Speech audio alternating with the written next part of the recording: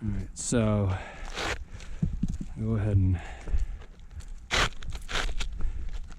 get this shingle in place. All right, so I'm gonna lift this shingle up enough to nail that nailing line. You can see again, lifting these shingles, and I'm not over manipulating them. I'm just gonna get them up enough to get a nail in the shingle below it. And got delamination here, pretty much the whole tooth. You got this happening here, which is gonna lead to cracking. I'll come over further. This one actually has pulled up over the nail head, as you can see there. So this one will need an additional nail. And when I go to do that and lift this shingle enough to do that, you can just see where the shingle's starting to crack and causing very congruent delamination across the shingle. So definitely have a massive repairability issue with this roof as far as doing partials and any kind of patchwork.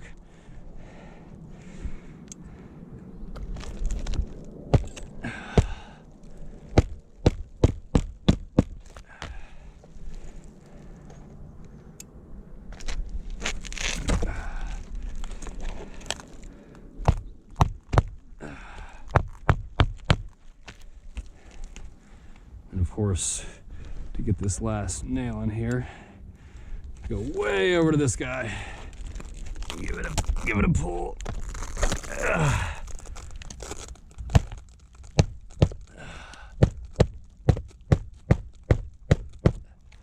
Okay.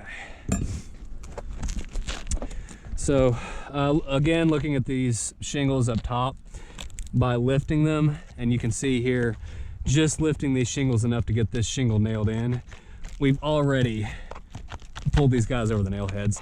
And that's, again, not over manipulation. It's just due to the lack of pliability. There's no way around that. So if I go up to re-nail these to avoid any future damage, and in lifting this shingle, as I showed a minute ago, you can't do it without causing damage. Either it's going to pull these nails out, or if this sealant is strong enough to keep this shingle down, we are cracking the shingle.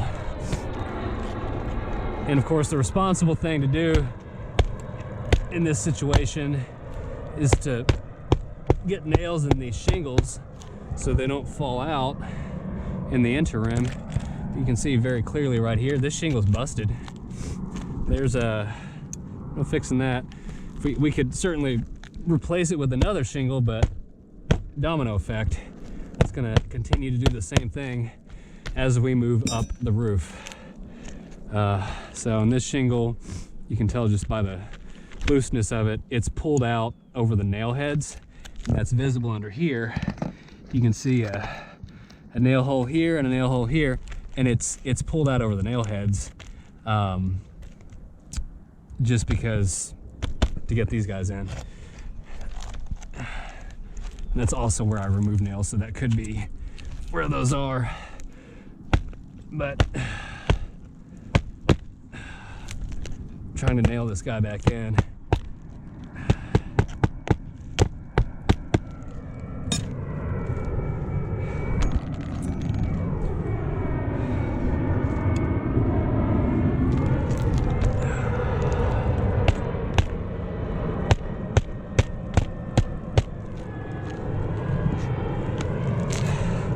Okay, so this shingle has been re-secured as best we can. We can see here, if I just lightly run my hand across here, we've got additional granule loss, and we've got a very obvious crease in addition to all the teeth that are coming off. Here, this tooth is almost cracked completely off. And that's just from lifting the shingle enough to get the nails back into the shingle below it. So I think, as far as in conclusion, we've got a lack of repairability to this roof due to lack of pliability.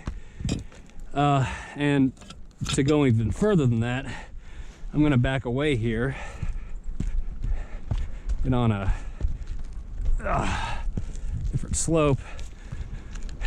When we're looking at the uniform appearance or the lack thereof, those two shingles don't match. They will not weather in. These shingles are anywhere between 10 to 15 to 20 years old. These are brand new. So the roof itself as a whole does match.